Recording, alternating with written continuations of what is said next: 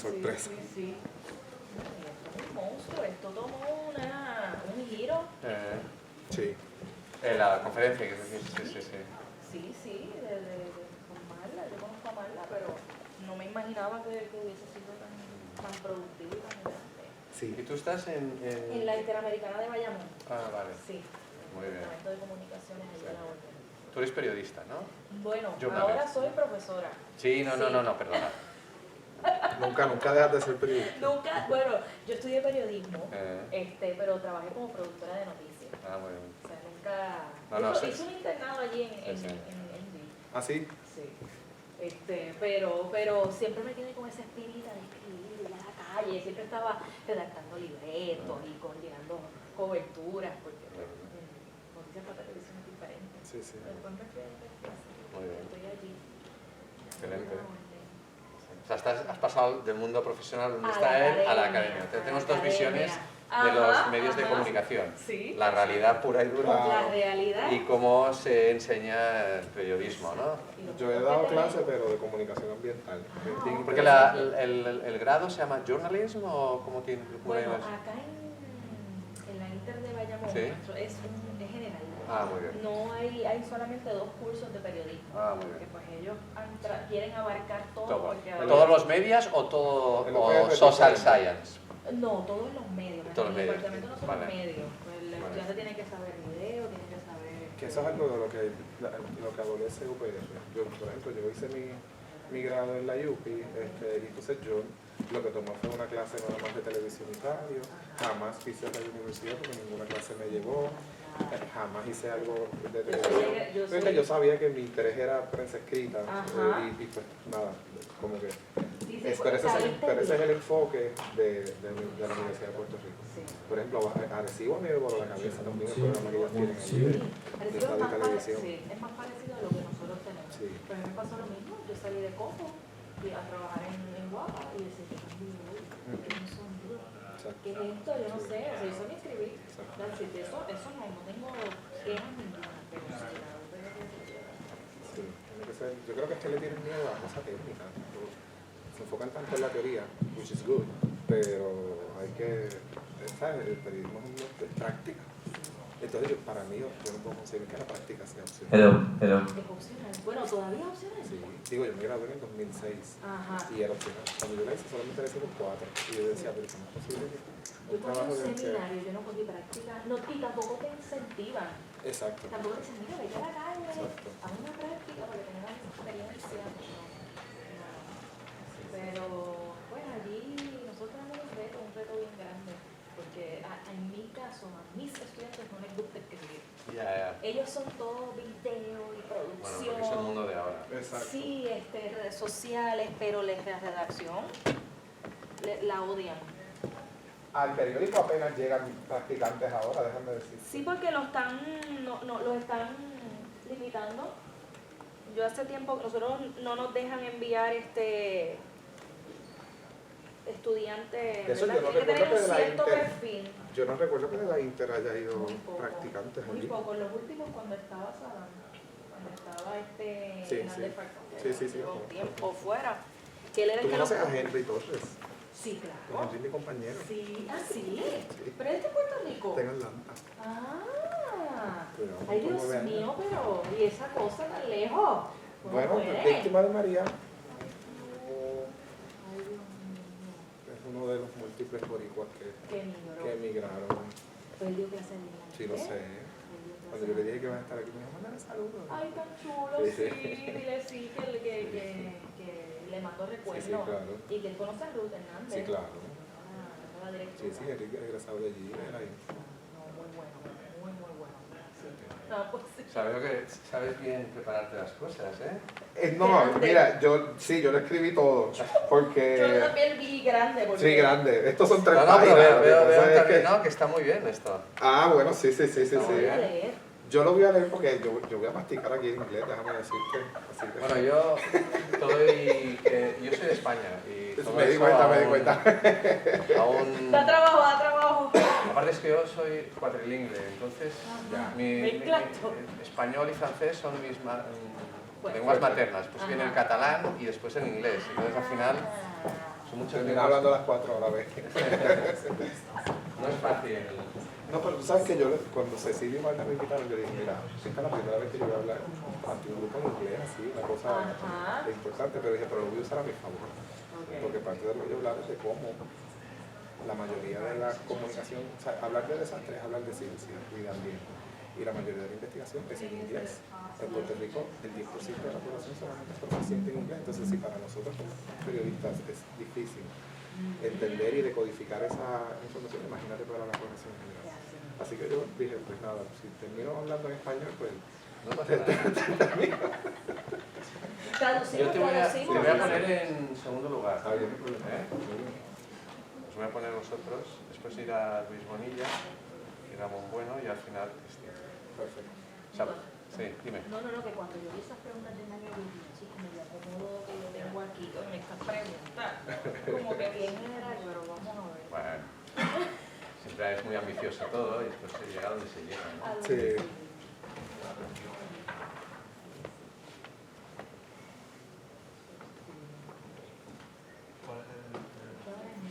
Son 6 a la vez. Ayer fue igual, ayer yo quería dividirme, pero no podía. Y yo, por ejemplo, hay una a la que al mismo momento me interesaría mucho. No pueden ir. Primero tú lo vas a dividir. Exacto, tienes que estar allí. Entonces, si en algún momento puedo, no sé en qué momento, vosotros os lo hago la pregunta. Me gustaría también, sobre todo porque a mí relacionado con, por ejemplo, la pregunta in what ways do you think university media and the arts can work together in translating scientific and academic research into real life knowledge? Yo hago esto. Entonces, me gustaría en algún momento, si enseñar brevemente, no más de 3 minutos, un poco lo que hago. Es muy visual. ¿Seguro? Y lo que no sé es en qué momento, o sea, no, estoy seguro es que primero presentáis todos vosotros y después, no sé si empezar a hacer la discusión o antes de la discusión yo hacerlo. Exacto. ¿Sí? ¿Antes de la discusión? Sí. Vale. No, la discusión. Con la discusión. No, había una persona que era un músico que no está. Mira, lo tengo aquí. Exacto, había estaba Luis Rodríguez Sánchez. Exacto. Pero la y me estaba curioso y quería ver qué. Porque él toca la parte de las artes. Por eso. A lo mejor. Pues mira, eso es una buena razón. Tú la tocas, exacto. Él, exacto. Yo ese es el pie forzado para ti. Vale, pues vale. Y así no está forzado. ¿Qué tal? Las cosas, ¿qué queremos saber de las cosas de las presentaciones? ¿Están todas ahí? Están todos ahí, yo ya os veis. Yo me he preparado un poco, así una imagen para que nos vean. Y nada, y entonces yo he pensado, empezará y hay Hola. dos... Hola. ¿Cómo está usted? Ramón, mucho gusto. Un placer. Encantado. ¿Cómo está usted? Mucho gusto. Entonces hay dos mujeres que se llaman Nieves, y Yadira y Cristín. Entonces voy a hacer que empiece Yadira y acabe Cristín, si os parece bien. Y entonces el segundo sería Gerardo, después Luis Bonilla y después tú, y acabaría Cristín, que es más, creo que será mucho, bueno, por ejemplo, cuando nos envía un mail, pues me decía TikTok, o sea que no es para acabar bien. Y entonces, ahora la gente está discutiendo, con vuestro permiso, hay una persona que tenía que venir, que era un músico, y que no va a estar, ¿no?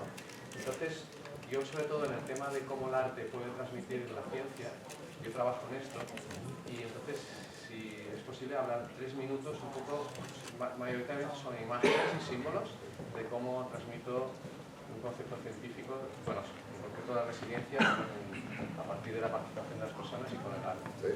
Yo pensé que ibas a preguntarnos si podíamos cantar o tocar. No, por favor. Más con... Ahí va a estar más complicado. Exacto.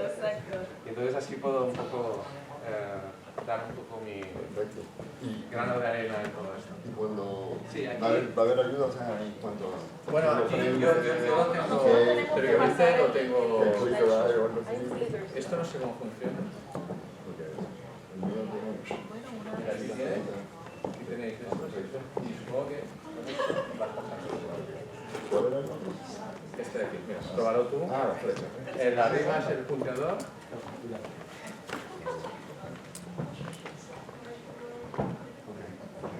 Para un lado para adelante y para atrás. ¿Sí? Hay que tocarlo porque si no... Entonces, estás en... Sí, tengo todas abiertas. ¿Cuál es tu especialidad? Medios de información. I was thinking about emailing you this morning. ¿También estás relevante? I'll send you a follow-up, don't worry. I know.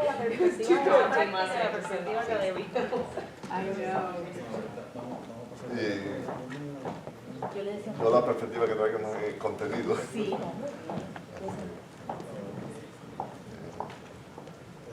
Yo tuve... ¿La última? Sí, solamente no. No es que no es el ángulo que... Esas preguntas, ¿verdad? Nos pusieron a pensar. Y me tomó muchas revisiones. Una maravilla. Ajá. ¿Qué te quedó?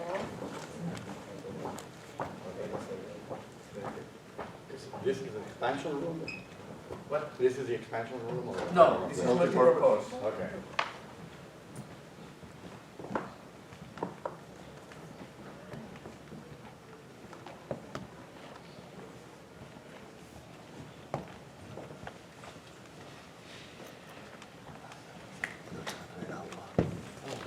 ¿Dónde está él?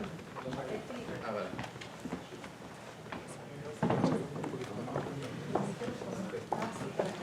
Era un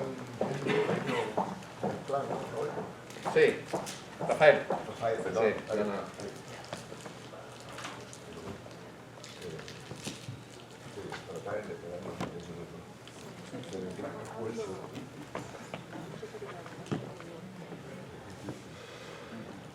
Ah, claro, Guita, sí. Sí, sí, ¿qué tal? ¿De verdad? ¿Por qué?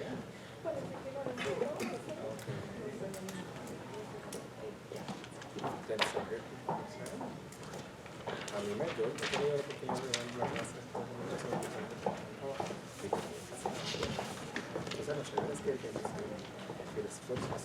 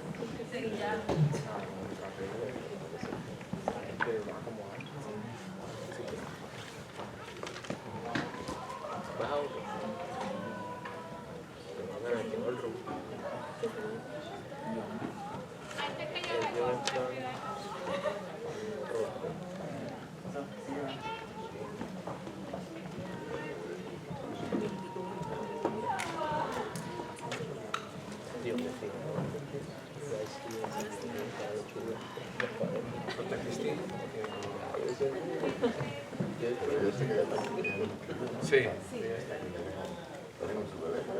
Ah, sí. Wow. Increíble.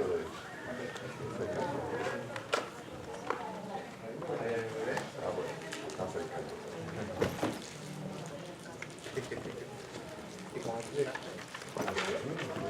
Ah, sí, no se ve nada.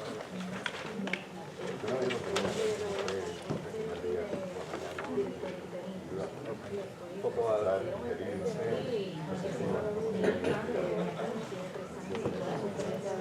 La primera vez que la veas.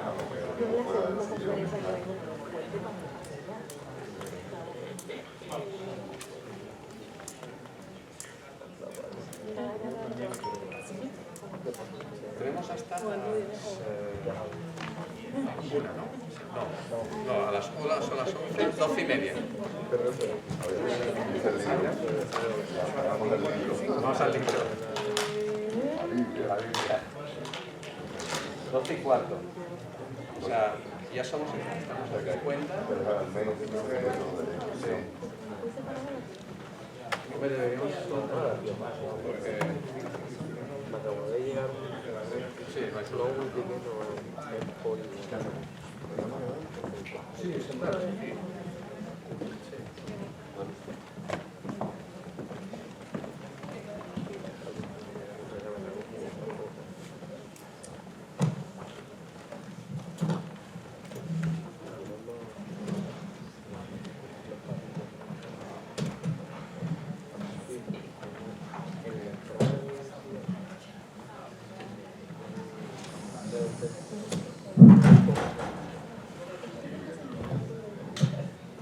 Hello.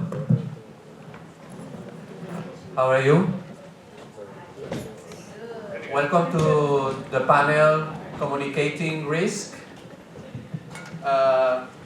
Welcome to the audience and panelists for this probably amazing panel related with the subject of communicating disaster and reenvisioning university-community relationship in a climate change world. We have 5 panelists. Christine is here. Good. Welcome, Christine. And the idea is to give 10 minutes for each panelist, and then we will start a discussion and question and answer with all of the panelists. And this RISE Conference 2019 is identifying best practice for university engagement, collaboration and partnership with other sectors. And here we have several sectors: academia, media, and community-based organization and grassroots movement. We are very well represented in this panel. And yesterday some of us were in a panel where we were discussing current university and community relationship, and today we will try to also focus on current, but also to reenvisioning this communication risk related with all of this disaster, not only related with climate change, but also with systemic change. First of all, we will have Yadira Nieves. She's an assistant professor at the University of Interamericana de Puerto Rico, Recinto de Bayamón, and she has experience previously as a professional in journalism in different medias in Puerto Rico, and now she is on academia and learning to the future media professionals in Puerto Rico to transmit research and environmental and other kind of natural disaster. Please, Yadira, could you start?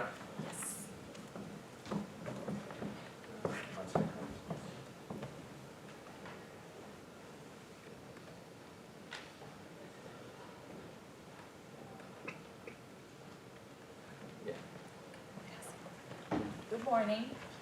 Does everybody hear me? Yes. Okay. Okay, so as a former news producer on local television, my experience communicating disaster information was guided through journalistic routine practices. This is the way news media organize the workflow in order to cater the information needs of the public. In the newsroom, many people manage the information before getting it on air. And I had my place in that production line and seldom assumed an advocacy role for fear of crossing the principles of balance and objectivity that regulate journalism. Then again, none of the emergencies I covered as a news producer were as catastrophic as Hurricane Maria. In a way, I was like many journalists of this generation. The tropical storms that struck Puerto Rico during our lifetimes had not affected power, communications, and infrastructure for such an extended period. Hurricanes Hugo in the 1989 and Georges in 1998 were a fake memory for us. No one was prepared for Maria, much less the new media. Disaster communication research has a long history. However, it was in the 1950s when systematic research on warnings gained traction. Today, technology related to detecting and warning about potential environmental threats is more sophisticated. At a national level, the Integrated Public Alert and Warning System distributes alerts via broadcast, cable, satellite, and cell phones. Nonetheless, the warning alone does not guarantee a person will take protective action. Scholars studying the broader implications of disaster communication consider all aspects of the communication process: the source of the message, the transmission channel, the message content, and the receiver's ability to enact protective behavior. Another line of inquiry delves into the effects of natural disasters on vulnerable populations. How communities withstand environmental hazards is determined by the vulnerability and their government response. The lack of education about environmental disasters and climate change led media to treat natural hazards as everyday news. There is a need to raise awareness among news people not only about the climate change, but also about preparedness, mitigation, response, and recovery from natural disasters. While specializing in knowledge such as environmental journalism, health journalism, political journalism is a professional asset, there is increasing pressure on journalism schools to adjust their curriculum to follow industry trends. The current media ecosystem requires journalists to master news writing, video editing, social media, and podcasting. Yet, specialized reporting is facing changes, transformative changes. The emergence of social media combined with the financial crisis affecting Puerto Rico has significantly impacted the media landscape. In the last decade, media closures and massive layoffs have affected the number of reporting jobs. Economic pressures on media organizations have placed greater responsibility on the individual journalist. Increasingly, Puerto Rican media rely on a smaller workforce with fewer years of experience who are expected to cover broader and more complex topics on a deadline. The media are the most common source of information about climate change. Citizens need accurate and comprehensible information on the subject. Nonetheless, market-driven journalism uses cliches, simplified arguments, dramatized sound bites to secure audience attention. Understandable language adjusted for lay audiences sometimes fails to make a connection between an individual's everyday actions and the long-term climatic global changes.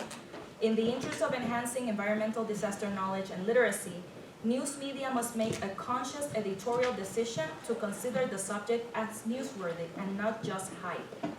Furthermore, Hurricane Maria taught Puerto Ricans that the term natural and disaster are two separate things. As environmental hazards increase, coverage should focus on the issues that make communities vulnerable in order to reduce risks. Another aspect that journalism schools should target is crisis reporting training.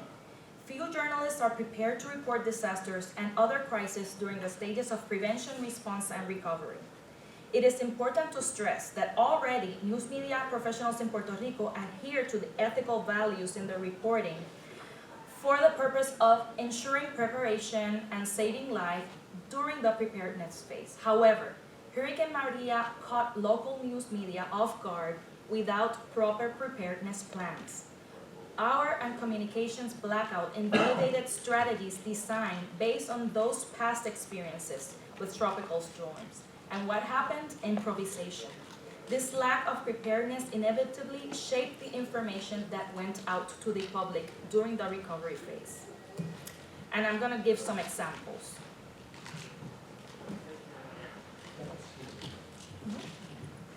Okay.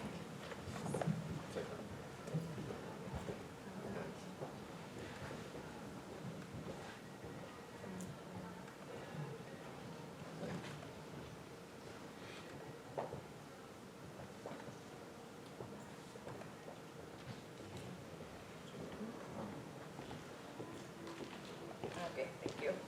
Sorry about that. Okay.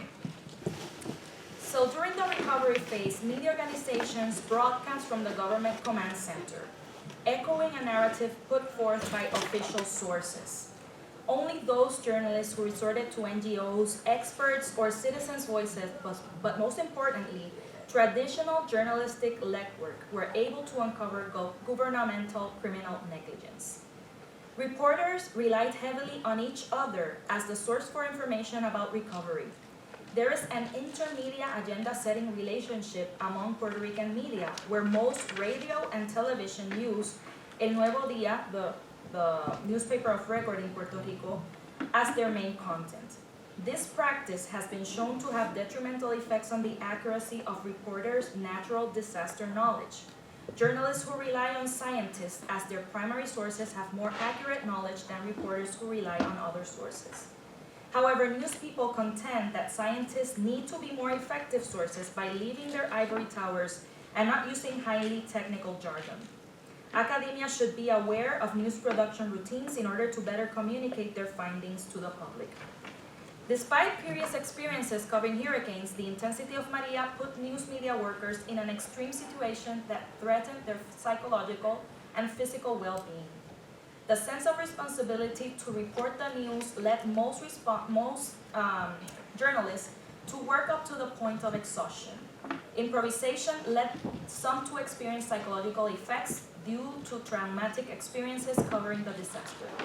Not only did journalists become frustrated because they lacked the tools to perform their journalistic responsibility, things like communication, telephone communication, or gasoline to go to cover their story, but also because they were unable to perform their civic duty, which is helping their fellow Puerto Ricans. News workers revealed that there was a display of solidarity among them in Maria's aftermath. This cultural characteristic should be harnessed in the development of multi-sectoral preparedness plans between news organizations, communities, and NGOs. For instance, news media must try to incorporate the community response in their stories. NGOs emanate from civil society to meet the needs that the government and the private sector neglect. So there is no question that NGOs were key to the recovery effort post-Maria, as they became a collection and distribution center of food and basic necessities. NGOs' knowledge about the geographical area, their sense of belonging, and emotional bond to their communities classifies them as first responders during an emergency.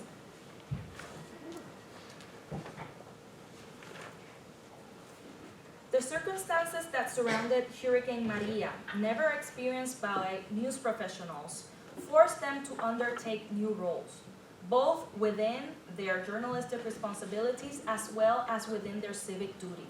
In most cases, the embrace of these responsibilities, which included providing direct assistance to people in need, as well as serving as central repository of information and goods, was done without hesitation. The humanitarian crisis witnessed by journalists superseded in many cases their traditional journalistic roles and values. Objectivity. One of the lessons the media industry learned from Maria is the need for more reliable communication technologies in the context of a disaster. During and after the hurricane, when other communication channels became unavailable, journalists regretted the elimination of two-way radio communication systems from their newsrooms. Although it is expensive technology, some even proposed using satellite phones.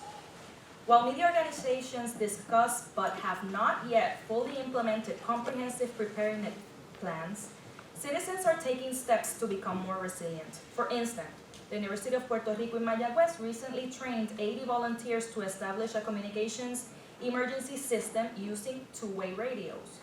The UPR and the National Institute of Energy and Island Sustainability launched the Oasis project in Jayuya, where citizens can access electricity in key outposts in the occurrence of a collapse of the services provided by the Puerto Rico Power Authority. Like many other higher education institutions in the country, the Inter-American University teamed up with NGOs and churches to provide food, necessities items, emotional and economic support to students, staff, and communities that surround their 8 campuses. Nature is not directly responsible for the deaths of thousands during a disaster. It is the vulnerability of the population. So preparedness and mitigation plans focusing on these populations would have saved many lives. Fortunately, journalists who assumed an advocacy role assessed the response with critical reporting that called for accountability.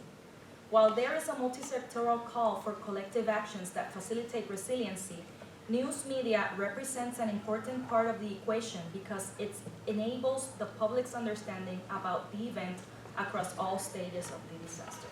Thank you very much. Thank you. Thank you so much, Yadira. Now the idea is to continue in the media sector, and now how the media sector has been involved in all of this process of the hurricane and the natural disaster, and if the media were vulnerable to this situation. And Gerardo Alvaredo, he's a journalist, and he's working in the journal Nuevo Día, the most well-known journal in Puerto Rico, and he will explain his experience with these last 2 years experience.